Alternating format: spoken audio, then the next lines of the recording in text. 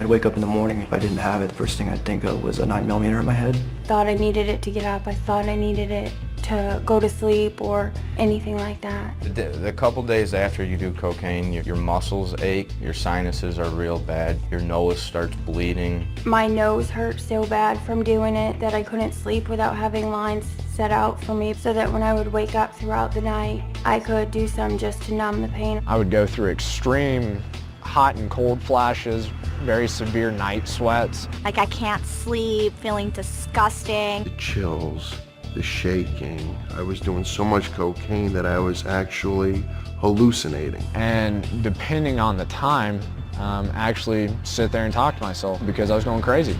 You know, seeing things, constant paranoia, constant depression, suicide attempts. So it went from being a party drug to a drug that kept me holed up in a dark room by myself, scared of my own shadow. I was in the business, family business with my father, paying the bills. I was in accounts payable for him. I basically advanced myself $30,000 within 3 months and almost put the business under. I was making a lot of money at the time. Everything was on plastic and credit cards. Everything else was going to cocaine. Probably upwards of about $600,000-$700,000. I started shooting it. I missed the vein and actually went into a nerve.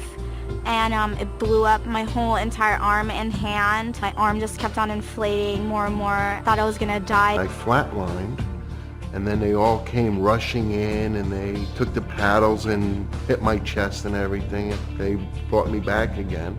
After I'm out of the hospital, there I am, doing it again. When I got to a party and a guy walked in, I didn't know the guy. I beat him, put him in the hospital. You know, beat him until he was unconscious. You know, just because I didn't know who he was. Yeah, I was paranoid. There was a kid that just gotten out of prison, and he knew I was hard up for money, and he wanted me to go rob these people. We all went in there in masks with guns. We taped them and tied them up and took everything they had. A good friend of mine, I went through middle school, high school with him. He tried to rip somebody off at a high school party, and they shot him in the stomach with a .40 caliber, and he's dead now, 20 years old.